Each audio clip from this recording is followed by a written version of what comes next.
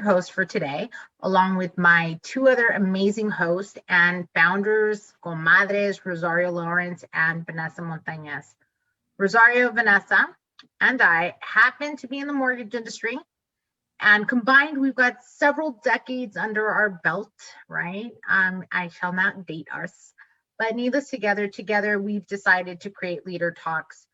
This journey really came about as a result of the pandemic, right? Why not? We were all Zooming, brainstorming, and we came up with LeadHER Talks, right? A forum for women, those that support women, where we can empower, enrich, and educate one another with relevant topics that hold meaning to each and every one of us.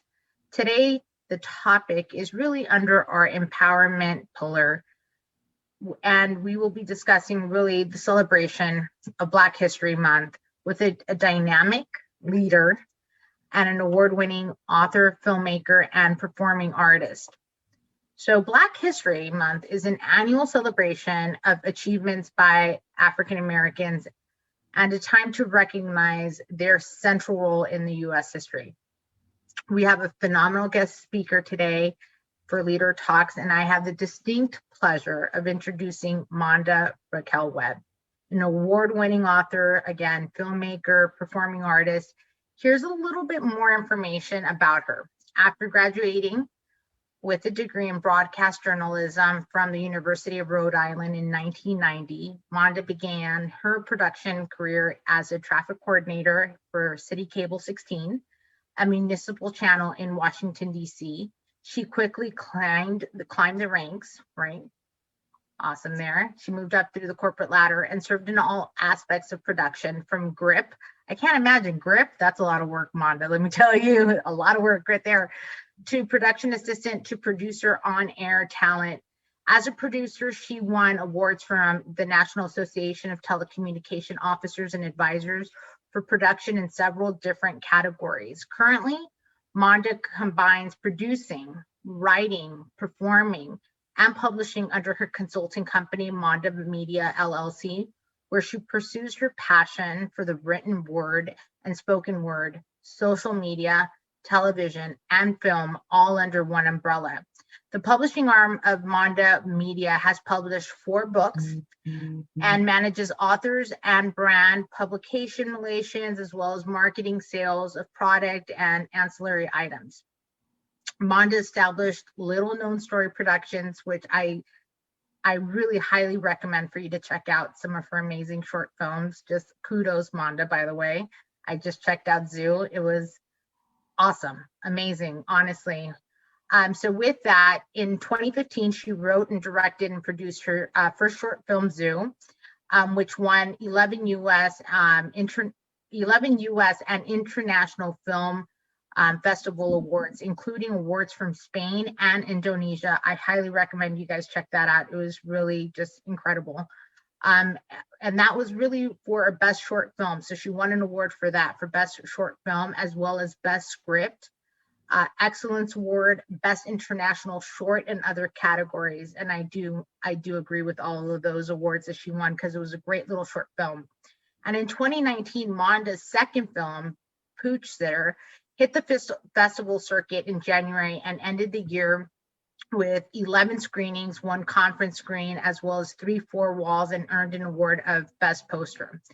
As a daughter of Cynthia Terry, a theater major, as well as Robert Webb, a sociology major, it is definitely in her DNA to create literary and visual art that celebrates humanity. And most definitely you do that, Ms. Webb. So without further ado, a special thank you to Monda Webb for joining LeadHER Talks for today on such an important topic as we celebrate Black History Month.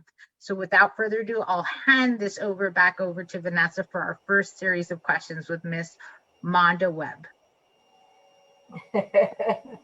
Thanks, Monda.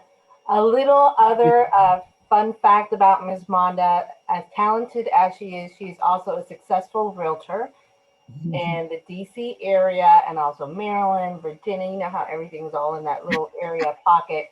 So for those that are thinking of real estate please call Monda as well. She's phenomenal. She's been in the housing industry a long time as well. So she brings a lot of depth and a lot of vision. So just another thing about Monda that I know. Anyway, thank you, Monda, for being here. It's an honor and a privilege. And as a celebration of Black History Month, I wanted to mean, what does that mean to you and how does it impact you? So thank you all, ladies, for having me. First, I'm really excited about this. It's not often we get to talk to our hermanas, so this is wonderful. And thank you for recognizing us. And that it's important to me to know that you see us. So thank you as women and as friends and allies. And Vanessa, before I answer that question, you know, you did mention that I was a realtor, but I also want to say that I am a realtist and not many people know that the National Association of Realtors, like many associations in the United States, did not allow. There is just a number of things. Black people couldn't sell homes, and then Black people weren't allowed to have access to the multiple listing service. So Black people got together and created the National Association of Real Estate Brokers, known as NAREB, and we call ourselves realtists. So I am a realtor and I am a realtist. So that's a little bit of a Black history trivia there for you. And they were formulated in 1947. So Black History Month, what does it mean to me? When Black History Week was first founded it was 1926 by Carter G. Woodson, it was just a week. And now it is a month. I'm glad that we have it, but I also think that we can be a lot more responsible with the month. McDonald's did, I think, a really awesome ad campaign a few years ago called Black 365. And primarily it was a call to, not only look at the achievements of Black Americans and Blacks in the diaspora for 1 month, but for every day of the year, just to be cognizant of it. During enslavement, many plantation owners considered that the ownership of Black slaves, Black bodies, Black minds was their divine right. So when McDonald's does a campaign like that, it helps to humanize Black people. And I just think it's really important because when out of everyone that has made a melting pot of our country, as you all know, Black Americans were not brought here on our own recognizance. Um, a few. There were some indentured servants that came over in 1619 as free Blacks, but eventually, slavery was just too much. It was too good. It was too much of a gold mine. And so, with that being stripped of Africans brought over from all over the place, being stripped of language, being stripped of culture, even of your name, the very essence of who you are, has led to, I think, a lot of fraction and brokenness in the Black community. And so I look at Black History Month like living history, that we need to celebrate our victories, but also understand who we are and the importance of the DNA that runs through our blood. DNA has a tendency to travel through time. And if you don't know who you are or where you came from, then that in itself may cause trauma. And I think that the more you know and the more you can trace. I mean, nowadays especially, there's no excuse not to really know. I've done 23andMe and Ancestry.com, and I'm going to be looking to do AfricanAncestry.com, which would literally take me to the tribe where my ancestors came from.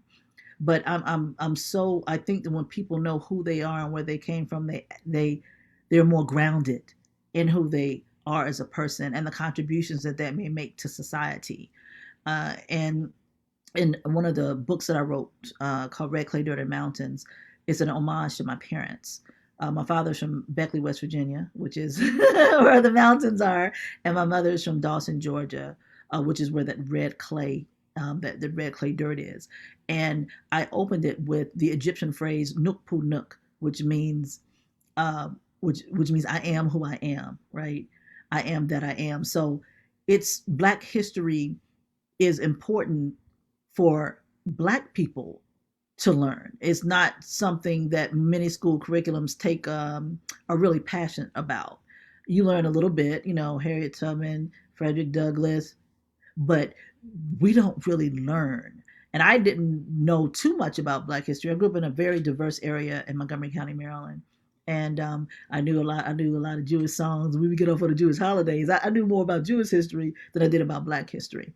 So when I went to college, I had a professor, and I took African American history, Dr. Deidre Batterjo, and she just opened my eyes to all of the a lot of the history that was out there. But it's like a lifetime of things. We continue to learn, and so if we don't know, we can't expect our white counterparts to know, right?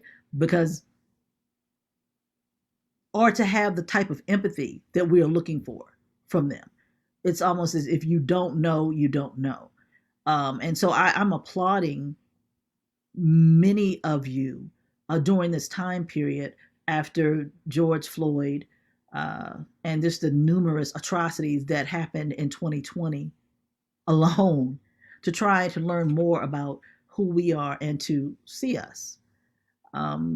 So Black history is a type of thing that should not, I think should never stop, and that we should always be open to learning the truth, right? And so I'm here. I'm happy to be a guest for you during this time. I mean, we're not a monolith. I can't speak on behalf of all of Black America, but I can speak on behalf of my own experiences. So thank you for having me. I love it. And one of the things that I have actually, as we celebrate Black History Month, for me, I have a saying is that celebrate in February, but honor every day. And I think that's the beauty about the diversity of America. Mm-hmm. Celebrate everybody. And so thank you for sharing. It's beautiful what you just shared with all of our audience. So a little bit about you. I know your background is very diverse with your talents. We heard a little bit about you in the introduction. So it is my understanding you have a passion or tend to lean more on the arts. Why are the arts your favorite one? The arts is a way to express myself without fear of repercussion. And let me just explain that. I was raised by Southern parents, and oftentimes, and you all may be able to relate, you didn't get in grown folks' business. They said little pitchers have big ears, so anytime the adults are doing something, just go somewhere else. And it wasn't, and that was just the way they parented, and I think that my voice, my way of expressing myself, if something bothered me, or if I even to express joy, I just started writing, and I think the arts are a really important vehicle to connect people with society. Nina Simone said that how can you be an artist and not create, basically, and not relate to the times? How can you be an artist and not? And I feel that way with things that happen, good, bad, or indifferent, whether it's through a visual medium such as film, or a literary or poetic medium, poems, spoken word, novels, short stories.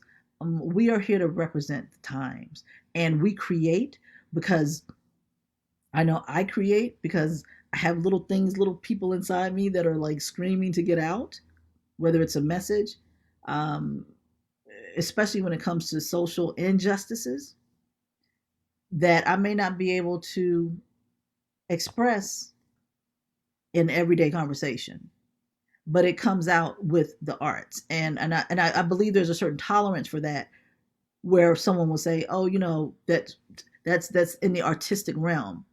So that's something that I can stomach, because the palate of a lot of Americans to stomach the truth is maybe not there as much as it should be. And so when I put it behind, whether it's a book or whether it's a film, then I think it's easier to digest. Absolutely. I think the art is,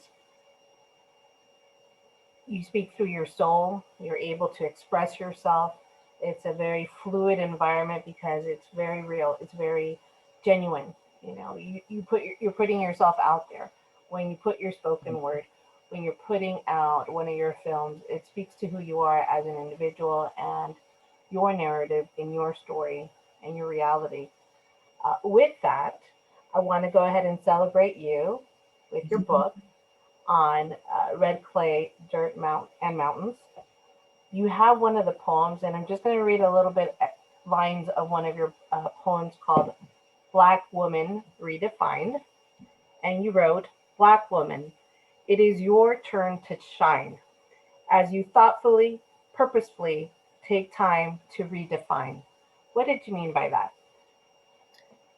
I was challenged by one of my sorority sisters, Sophia Angeli Nelson, who wrote a book on just that, redefining, dispelling myths and discovering um, fulfillment in the age of Michelle Obama, redefining Black women. And she said, write a poem about it. I want to put it in my book. And I was like, what would that look like? What would that look like to redefine as a Black woman? And so I was inspired by thinking about the women who came before me, about, we exist in a time where, I mean, we work really hard, but we have the opportunity to work hard and really be anything that we want to be. But when I look at my forebears, there wasn't too much that my great great grandmothers or great great great great grandmothers could have done because we're only a few generations out of slavery. And I look at the strength and the beauty of those women who, despite their circumstances, were very proud people. We had a saying in my family: there are two things we don't do. We don't work for white folks, and we don't go to jail. And that has passed down, through the generations. And on my mother's side, we have a very matriarchal family. So redefining Black woman for me, I started by looking back, and then I thought about how I would like to be seen.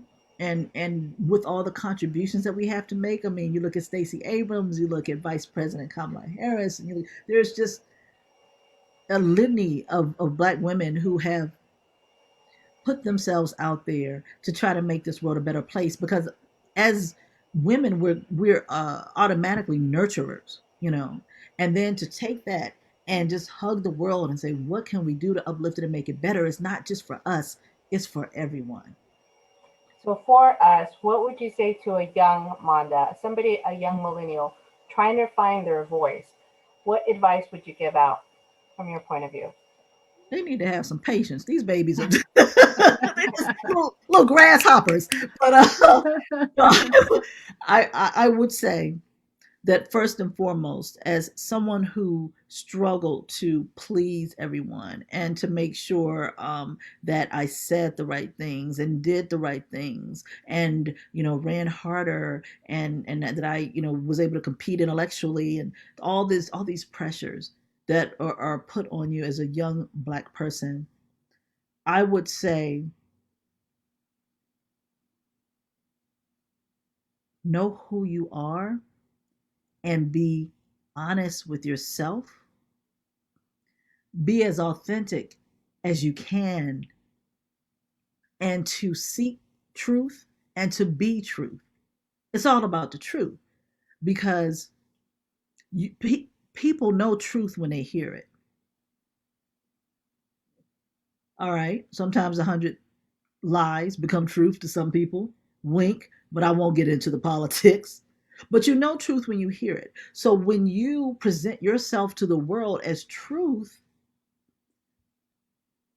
then I believe that the universe will respond in kind. Well said. But, recently, Monda, we were wowed by a young Black poet, right, during President Biden's inauguration. And quite frankly, yeah, she stole the show. No offense to Lady Gaga or J Lo. You guys did great. But personally, I was touched by her poem. She literally stole the show. And as a mom, she inspired me simply because um, she also struggles with some challenges, right? With some speech and auditory processing challenges, which is exactly the same challenges my 7-year-old son has. And to see her there on this enormous platform, right, that day, it was just amazing. And so tell me, Monda, as a poet, as a woman of color, how powerful and significant was Amanda Gorman's poem, The Hill We Climb? Oh my gosh. I was blown away. Um, and it was, I didn't see it coming, you know. And I just think, my gosh, if I was 22 and I had the opportunity to speak in front of the first female Black president and a presidency, what? Are you kidding me? I would have been trembling for days. And you know how your voice gets when you get nervous? That baby didn't miss a beat. She was ready. You know, in Hamilton, they said, I'm not going to blow my shot. She did not blow it. And I think that, I look at her and I marvel because of the honesty in which she spoke. And I was sharing with you a little earlier before we started recording that President Obama talks about the audacity of hope, but the audacity of that young lady to get up and talk about being a skinny Black girl, being raised by a single mom in front of the whole world, the type of warmth and of vulnerability that she displayed is it was just simply amazing. So I am touched. I am continuing to be touched. And I believe that people all over will relate to her, not as the little Black girl that gave the poem, but of someone who reminds them of them basically with what she's gone through, that she isn't on a pedestal somewhere, a perfect, shiny, uh, you know, alabaster or whatever you want to call it, like doll that's sitting up in a corner. She is real. She's had problems, she's had challenges, and she's overcome. And that's enough to inspire anyone who hears this young lady. I agree, 100%. Yeah. 100%. Thank you. She's so eloquent, even with her gestures. Yes. Yes. I was like, wow, who does this? I'm like in the playback of my eyes go through my head when I think I so. know. Thank you. Thank you. Yes, it was so beautiful. I didn't get the opportunity to watch during the event, but I did get a text from a dear friend of mine, Seda Hall, who my little one of my favorite girls out there, Miss Bella Hall. That's her new person she looks up to. And so I quickly went into Google and said, wait a minute, did I miss something? Which I sure did. And then when I got to actually see it on replay, it was just so beautiful. Missed the moment, but did not miss the mark. And it was so impactful to me. Yes. And it was beautiful to see it impact young girls across the board. So it's such an inspiration. It is. So It's with that, right? Timeless piece. It's timeless. It is. It is extremely timeless. And I will tell you, even for my kids' virtual learning, they incorporated immediately Amanda Gorman in following right after the inauguration. You best believe it. And it was that's the beauty of it, that I also was like, oh my God, it was so relevant for its time that they plugged that in virtual learning like that. And I was like, thank you for doing that, because we need to showcase those wins for pretty much everyone that really represents many of us, right? Mm-hmm. And it was just incredible. Yeah, in real time, right? Yes, and the beauty of it is the positive role model that she is. I know that day my daughter was just up there, just plugged to the TV, and it was like, oh yeah, distance learning. What? No, you watch that TV. I'm okay with that today. So I'll take the brunt of it, of the consequences from school. So it was a very epic moment. So awesome. So with that being said, we always ask our guests, what does LeadHER mean to you? First of all, I feel like, the politicians, like, they never answer questions. They always go somewhere else. But no, this is just, but Lead Her, freaking brilliant. It speaks for itself. Um, I believe that, okay, sorry guys, my phone is just going crazy. I believe that there is no caste system when it comes to being a leader. Lead her, because we all can help one another reach back, pull up, climb. So in our own right, I believe that every woman is a lead her, because we're running households, we're running governments, we're running major corporations, and it may be behind some guy, but you can best believe that we are the engine. So to me, lead her by sake of example, by being women, by being fearless in times when we have not had voices. I mean, it was just 100 years ago we got a right to vote, and I was talking about slavery, but I can even say that white women were considered property of their husbands, and if their husband passed, it's not as if it wasn't like a joint heir, because we all understand that, right? Was it, or joint tenancy? None of that stuff. But yet, if their husband had debts, they had to find a way to pay those debts. What the heck? And I can tell you, I used to be a senior trainer for an information technology company, and we traveled all over the United States to train government employees, from Federal Election Commission to GSA to Department of Interior to Navy, on how this is before government smart cards came out. So this was an automated procurement system. And when I got to CTAC, the names that we were called, I won't talk about that. But what I will say is the course I was teaching for procurement specialists and contractors. There were men who got up, and this was compulsory. It was a mandatory class. There were men who got up and walked out of the class because they didn't want to be taught by a woman. Women had just been allowed to come into their government, and this was in the 90s. Women had just been allowed to start working for the government, and by God, to have a black woman teach them? Are you kidding me? So a lot of the old boy networks, the cigars, the humidors, the strip clubs, all that stuff, the golf clubs, it's a new day. So they might as well get used to it, because we coming for them, and we're going to surpass them, and we're going to make this world a better place. I love it. Yes. And you know what? I think, it's a Lead Hers network, and to all the women that are Lead Hers and those men that support them, right? So there are some men out there that really push for us. Love. But but it's so beautiful to hear really all your background and the stories that you've had, and sharing about Amanda Gorman, right? I know, Chantal, you really that really was an inspirational time for you as well, right? Oh, she's on mute.